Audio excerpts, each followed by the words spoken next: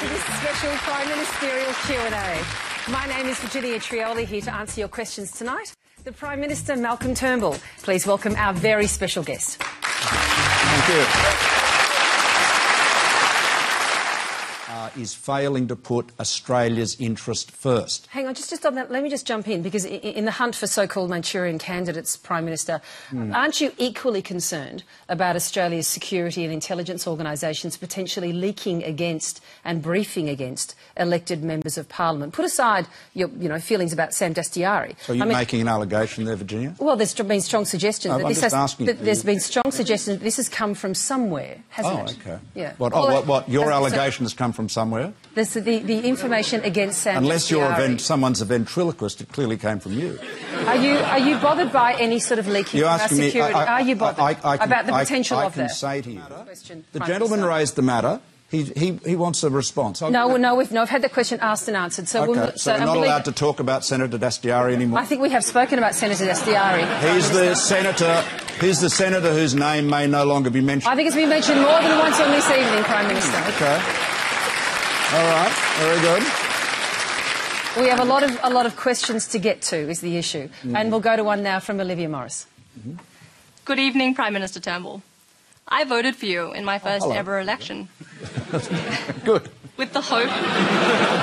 Good. Please, I encourage you to make a habit of it. With the hope that many of your personal beliefs were far more progressive and idealistic than the policy line that the Coalition has adopted since you became Prime Minister. Since opinion polls suggest that the Coalition will be hard-pressed to win the next election, why not go down in flames rather than continuing to bow to the factional right? Is party unity more important to you than your personal legacy as peer? The question is party unity more important to you than your personal legacy as Prime Minister? Because Olivia is suggesting there are a number of issues, and we can go back to expand on that if you like, Olivia, that clearly you see as Malcolm Turnbull has not lived up to. Is that what you're saying? Well, it's not the Malcolm Turnbull that I grew up with. Well, Olivia, tell me how I've disappointed. Well, just with the plebiscite, for example, that plebiscite was Tony Abbott's idea, as I understand it. We live in a representative democracy. Why take that to a plebiscite? You can represent us and just change that immediately without wasting 126 million. Olivia, OK. Olivia, let me ask you this. Do you think politicians should keep their promises? Yes. Right. Did I promise to give everyone their say? I did. So I kept my promise. So you should approve of it. The question takes you to, I guess, the persistent and undermining nature of the Conservative rump, if you like, in your party, and how difficult that's been for you. If I had just lost attention for a minute and forgotten I was at the ABC, that question would have brought me right back to where I was. I don't think the Conservatives in your party are a figment of the imagination of the ABC. Oh, no, but, and that seems to be a key part of what you have to deal with. Well, let me go to Teela Reid, because I think Teela has a question on this. Yeah. Teela Reid. Prime Minister, with respect to what you say about the voice to Parliament, I was part of the constitutional dialogue process. Yeah. You gave Aboriginal and Torres Strait Islander people the space to tell you what we thought meaningful recognition was. We rejected symbolism, and we reached a national consensus for a representative First Nations voice to advise Parliament on the issues that affect our lives. Not a third chamber, and not an advisory council handpicked by you, and not even those MPs that are in Parliament currently. Well, what's wrong why with won't you respect our proposal to take it to a referendum and put it to the people like you put the marriage equality to the people? Because polls reveal up to 61% of Australians are in support of this proposal. Well,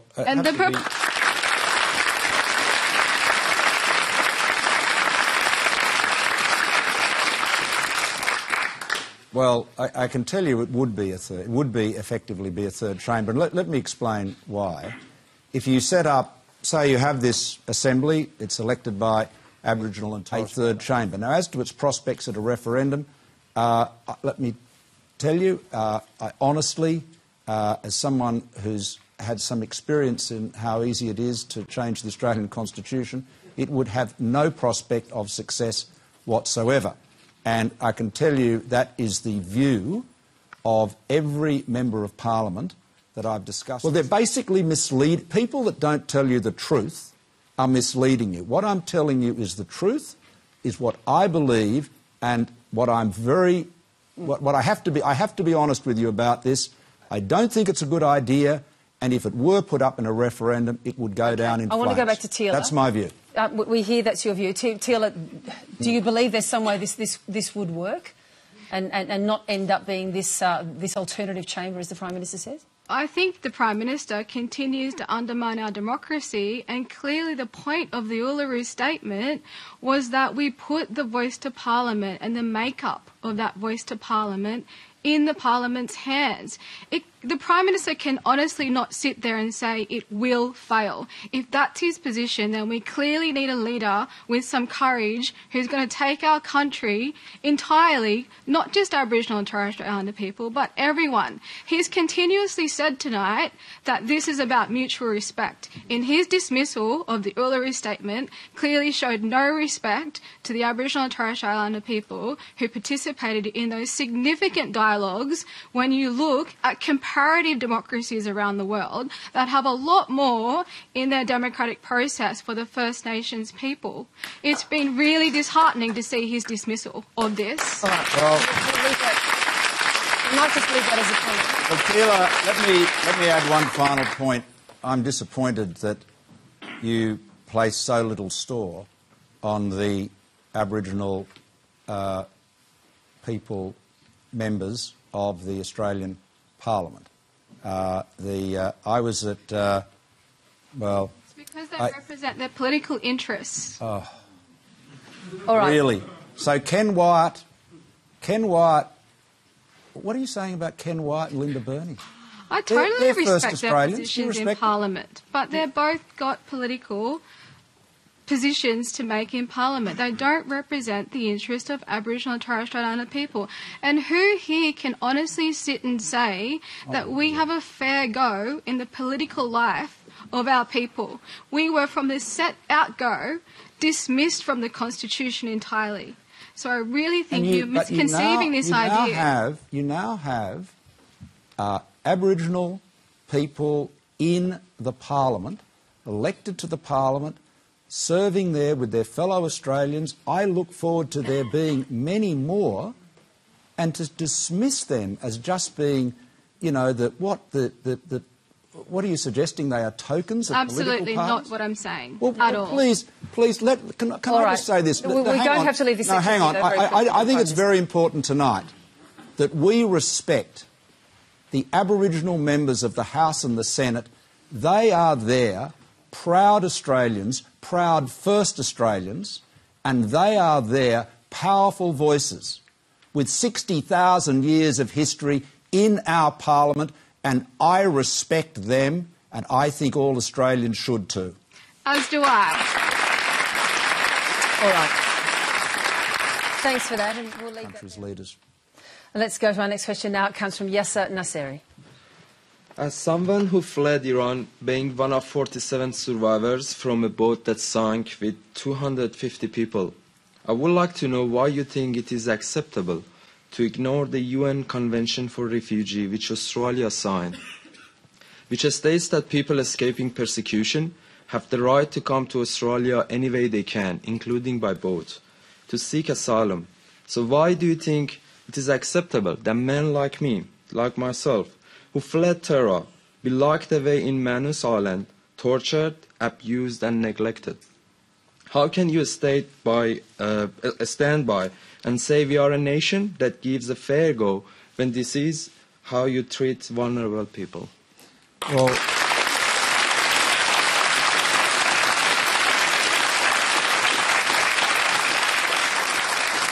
Well, Yasser, you nearly drowned, didn't you? You know what? Coming here. We choose them. We decide which refugees come to Australia.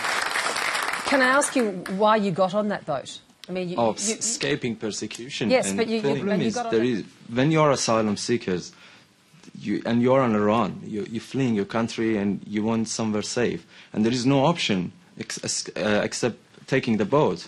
And I don't see the point that I understand what Prime Minister is saying, but it doesn't justify torturing people and kids in Manus Island. Well, Yasser, nobody is tortured. Mr. Prime Minister, you apparently saved us billions of dollars when you, as Communications Minister, convinced us that we only needed a basic NBN. 5 years later, NBN costs have almost doubled, and the NBN has paused the rollout of its hybrid coaxial fibre technology because the number of complaints are astronomical and the technology does not work. At what point do we acknowledge that the cost savings do not justify the incredibly poor service and accept the need to revert to a fibre-to-the-house solution that an innovation nation deserves? Well, thanks, Aldo.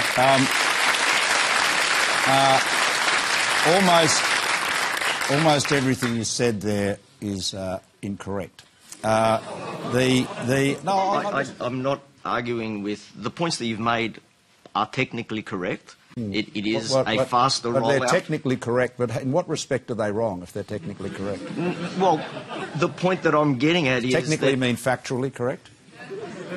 Okay, yes, they are factually correct. That's good. That's good. But what you sold to us was at the last election an innovative nation. That's what we want to be. Sure. And I don't feel that the NBN that you are rolling out is giving us the potential to be the best that we can be. Well, Aldo, we're rolling out a faster NBN, but it's a far superior NBN, a far inferior NBN. No, well, you're wrong. With great respect, Aldo, you're quite wrong. It is rolling out faster, and that means that more people are getting high-speed broadband more quickly.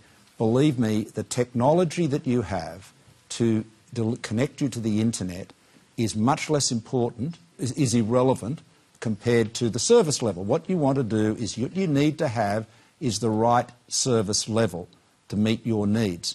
And what we are doing is ensuring that more people get connected more quickly and at prices they can afford. And, you know, do you remember the debate we used to have a few years back when they said everyone's going to need 1,000 megabits per second speed? Do you remember that? Everyone, you would be you would just be a total loser, they said, if you don't have 1,000 megabits per second speed. The vast majority of customers on the NBN pay for products of 25 megabits per second or less. Is that your phone ringing there, Malcolm Turnbull? Who knows? Who knows?